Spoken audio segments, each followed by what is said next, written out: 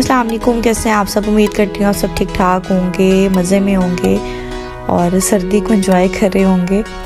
सर्दी इतनी ज़्यादा है कि बस अखीर हो गई है। जब गर्मियाँ होती हैं तो कहते हैं सर्दी आ जाए, और जब इतनी ठंड पड़े ना तो फिर बर्दाश्त नहीं होती बंदे से।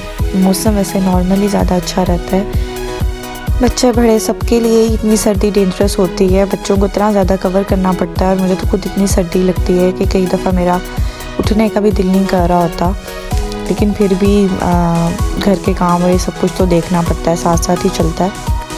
मैं नाश्ता वगैरह करके फ्री हुई थी। मुस्सा जो है उसको भी मैंने करवा दिया था, और उसके बाद जो है दोपहर का खाना वगैरह भी साथ ही बन गया था।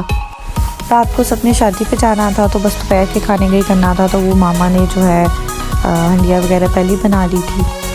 घर में गेस्ट वगैरह आए हुए हैं तो जैसे जैसे सब उठते जा रहे थे वैसे नाश्ता करते जा रहे थे। बड़े तो पहले नाश्ता कर लेते हैं क्योंकि सब घरों में ऐसे ही होता है, बड़े पहले उठ जाते हैं, और बाकी जो जैसे उठ रहा था वो हिसाब से नाश्ता कर रहा था, कोई खाना खा रहा था। जितनी मर्जी मेरी कोशिश हो ना कि मूसा अंदर ही रहे, बाहर ना निकले, लेकिन मूसा किसी को भी बाहर जाते देख लेना तो बस उसके पीछे जाना शुरू हो जाता है। पापा बाहर निकले थे तो मूसा ने देख लिया था और बस रोना शुरू हो गया था। मैं उसके पीछे बाहर ही आ गई, क्योंकि कई दफ़ा गेट खुला रह जाता है और जब गेट खुला हो तो यही डर होता है कि मूसा बाहर ना निकल जाए। ये बताता भी नहीं और चुप करके बाहर निकल जाता है। अच्छा अंदर ले जाओ, अंदर आ जाओ।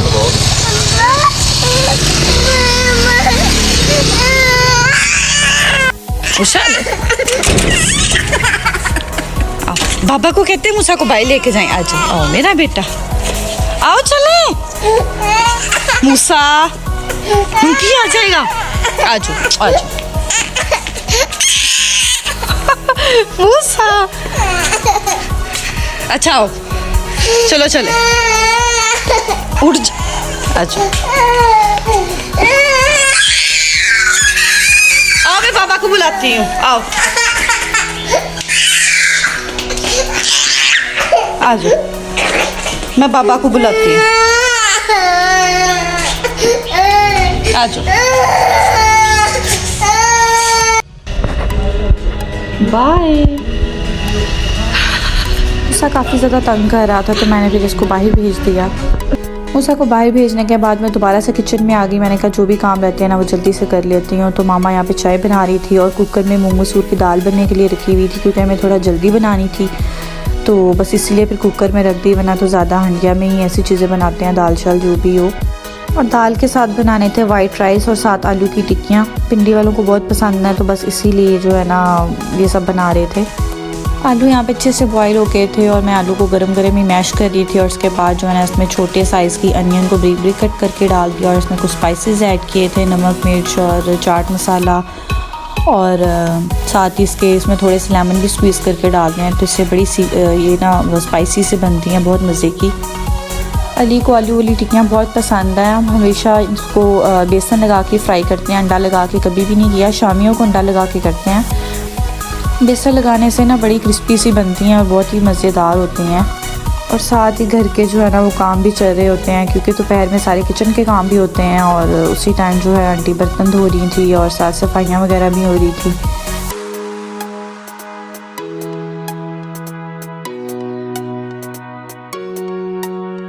सैलेड भी मैंने यहाँ पे ब्रीक ब्रीक सा कट कर लिया था, क्योंकि वाइट राइस और दाल के साथ जो है ना सैलेड बहुत अच्छा लगता है, तो ये तो मस्ट होता है। और दाल के तड़के के लिए मैंने लहसुन को इस तरह से ब्रीक कट कर लिया और साथ इसके सब्ज़ मिर्च को भी छोटा छोटा सा काट लिया था।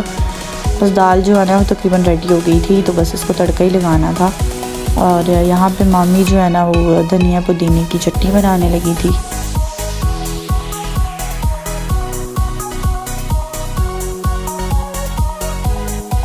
पुदीना हमारे घर में ही लगा हुआ है, ये वहीं से तोड़ा था और बड़ा फ्रेश था, इसकी खुशबू भी बड़ी अच्छी आ रही थी। मामी ने इसे थोड़ी देर के लिए इस तरह से पानी में भिगो के रख दिया था और इसे अच्छे से साफ़ करके फिर ब्लेंडर में डाला। आजकल शादियों का सीज़न है, इतनी ज़्यादा शादियाँ हैं और एक शादी ख़त्म होती है तो दूसरी शादी शुरू हो जाती है, और इतनी सर्दी में तो बिल्कुल भी दिल नहीं करता तैयार होने का, और बच्चों के साथ मुझे तो बहुत मुश्किल लगता है। किचन से फ्री होके मेरा पहला काम यही होता है कि मैं ना बच्चों को फ्रेश करके सुला दूँ और गीज़र भी नहीं चल रहा होता, गैस इतनी हल्की आ रही होती है और कई दफ़ा तो फिर देचकियाँ जो है ना वो चूल्हे पे रख के वो पानी गर्म करके मैं बच्चों को भी नहला देती हूँ। आयरा जो है नहाने के बाद फ़ौरन सो जाती है और मूसा की आज का रूटीन चेंज हुई है। मूसा सोता नहीं है क्योंकि गेस्ट आए हैं, तो बच्चे भी होते हैं साथ, तो बच्चों के साथ लगा रहता है। खाना शाना जो है यहाँ पे रेडी हो गया था, राइस भी बन गए थे और साथ इसके चटनी भी तैयार हो गई थी। तो ऑलमोस्ट सबने खाना खा ही लिया था। दोपहर का खाना खाने के बाद ये सारी लेडीज़ जो है ना वो शादी की तैयारियों में शुरू हो जाती थी। कोई अपने कपड़े प्रेस कर रहा होता था, कोई अपने बच्चों की कर रहा होता था, बस इसी तरह होता था क्योंकि मेन जो काम होता है वो लेडीज़ को ही करना होता है। जेंट्स तो एंड टाइम पे रेडी होते हैं, उन्होंने के मेकअप शेकअप करना होता है। मैंने भी अपना मेकअप वगैरह सारा कर लिया था और हेयर स्टाइल वगैरह भी बना लिया था। तो यहाँ पे मैंने अपनी मैक्सी को प्रेस किया था और उसको प्रेस करना इतना मुश्किल है। मैंने उसको वैसे बहुत संभाल के रखा हुआ है, लेकिन इस पर फिर भी इतने बल शल थे कि मैंने उसको बड़ी मुश्किल से प्रेस किया है। कुछ गेस्ट जो हैं वो रेडी होके मार्केट पहुँच गए थे। मूसा को भी आज मैंने जल्दी रेडी कर दिया था, फिर मैंने मूसा कोहली के साथ ही भेज दिया। मैंने कहा आप इसको ले जाएँ ताकि मैं पीछे से आराम से तैयार वगैरह हो जाऊँ। तो मैं आयरा के साथ फिर बाद में आई थी।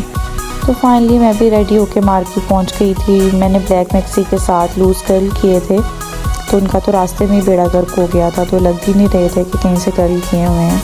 सारे रास्ते तो आयरा मेरे बाल खींच रही थी, कभी कहीं से मैं उससे पकड़ रही थी और कभी कहीं से, और बालों को मैंने इतना अच्छे से स्प्रे भी नहीं किया था। हमारे आते ही खाना वगैरह टेबल्स पे लग गया था, तो हमने खाना शाना खाया और उसके बाद जो है सब यहाँ पे खड़े बातें वगैरह कर रहे थे क्योंकि हम थोड़ा लेट हो गए थे। रास्ते में रश भी था और घर से निकलते हुए भी टाइम लग गया। आयरा भी रो रही थी, काफ़ी देर से लेटी हुई थी और फिर अली ने उसको उठा लिया। आयरा को तो मैं बहुत जल्दी रेडी कर देती हूँ, आराम से बेचारी लेटी रहती है। मूसा को एंड टाइम पे रेडी करती हूँ और फिर भी मुझे होता है कि अपने कपड़े ना गंदे कर ले क्योंकि वो बैठते ही नहीं हैं। तो यहाँ पे जी खाना शाना खाने के बाद ब्राइड की एंट्रेंस होने लगी थी, तो इसलिए सारी लाइट्स वगैरह ऑफ़ कर दी थी उन्होंने। निकाह तो हुआ था, इसलिए जो है ना ये उन्होंने आते ही खाना वगैरह दे दिया था। आजकल मोस्टली निकाह पहले ही कर लेते हैं, तो फिर जो है ना इतना टाइम भी बच जाता है। फिर आराम से जो है ना ब्राइड की एंट्रेंस वगैरह होती है या इनका कोई शूट वगैरह होता है, तो इतना पता नहीं चलता। ज़्यादा फंक्शन जो है ना वो मेहंदी का ही होता है, बारात वलीमे के फंक्शन का तो पता भी नहीं चलता। ये डे भी हर लड़की के लिए बड़ा प्रिकॉशियस मेमोरेबल डे होता है और इतनी ज़्यादा हर लड़की जो है अपनी तैयारियां करती है शादी की, लहंगा और शॉपिंग सब कुछ। जब शादी का टाइम आता है तब पता भी नहीं चलता, बस यही होता है कि एंड टाइम में मेरी ये चीज़ ना रह जाए, वो चीज़ ना रह जाए। लेकिन जब सब कुछ हो जाता है तब आपको पता भी नहीं चलता, इतनी जल्दी टाइम गुजर जाता है। अपनी शादी में तो पता ही नहीं होता कि इर्द गिर्द क्या हो रहा है क्या नहीं। एंजॉय हमेशा दूसरों की शादी पे होता है, जब आप देखते हैं सब कि कौन आया है कौन नहीं, कैसा लग रहा है। और अपनी शादी पे कुछ भी नहीं पता होता। शादी की मूवी वगैरह देख के पता चलता है कि कौन आया था और उसने कैसा ड्रेस पहना था, जैसे सब लेडीज़ को शौक़ होता है। अल्लाह ताला सब बेटियों का नसीब बहुत अच्छा करे, आमीन। और यहाँ पे जो है ब्राइड की एंट्रेंस हो गई थी, सब कुछ बहुत प्यारा था। तो बस यहाँ पे जो है ना सब खड़े देख रहे थे दुल्हन को ही। मूसा तो मुझे इतने रश में नज़र ही नहीं आ रहा था, पता नहीं किसके पास था, अपने चाचू के पास था या दादा के पास था, मुझे भी नहीं पता। तो मैं आराम से जो है वीडियो वगैरह बना रही थी और आयरा अली के पास थी।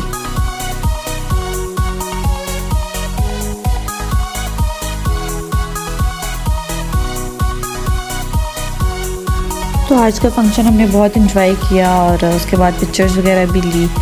यहाँ पे हम लोग मार्केट से बाहर निकल रहे थे, बाकी सब तो भी उधर ही थे, लेकिन बच्चों के साथ जो है ना ज़्यादा टाइम बैठना बहुत मुश्किल हो जाता है। इनको नींद भी आ रही थी तो दोनों रोना शुरू हो गए थे, मुझसे आयरा। तो फिर मैं घर आ गई थी। सर्दी इतनी ज़्यादा थी, आयरा के ऊपर कम्फर्टर डाल के तो उसको अच्छे से कवर करके बाहर निकाला था। बच्चों की स्टॉलर साथ ही लेके जाती हूँ, जो बच्चा ज़्यादा तंग करता है उसको स्टॉलर में बिठा देती हूँ। कभी आयरा रोती है तो आयरा को स्टॉलर में बिठा देते हैं और मूसा रोता है तो फिर उसको बिठा देते हैं ताकि आराम से हम एंजॉय कर लें।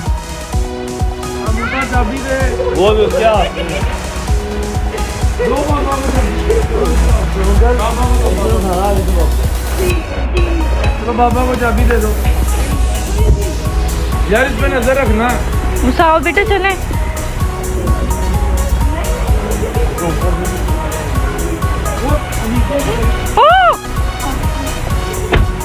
उठा ले इसको।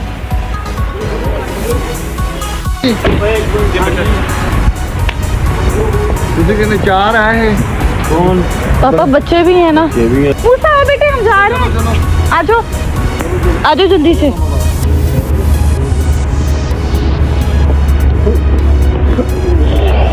चलो इधर नहीं उधर, किधर गए अली? वो बाहर, उधर उधर। चलो चलो ना।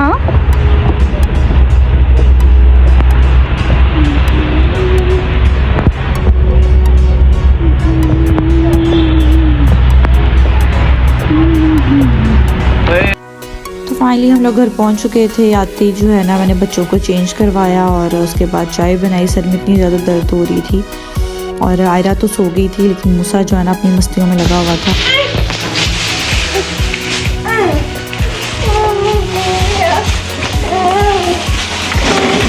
नो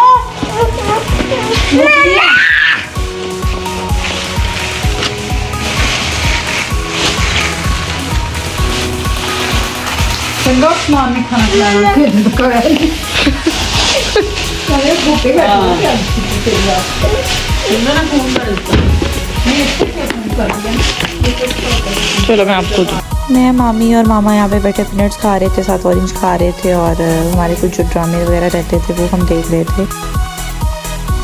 आई होप आपको आज का व्लॉग अच्छा लगा होगा। अपनी दुआ में याद रखिएगा। मिलते हैं नेक्स्ट व्लॉग में, तब तक के लिए अल्लाह हाफिज़। मुसा बाबा को बॉडी स्प्रे लगा दो, लगाओ, मुझे भी लगा दो, यहाँ लगा दो मुशा।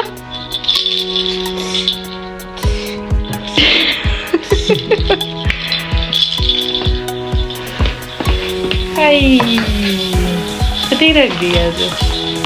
थैंक यू मूसा। अली मेरा हाथ चेक करने है।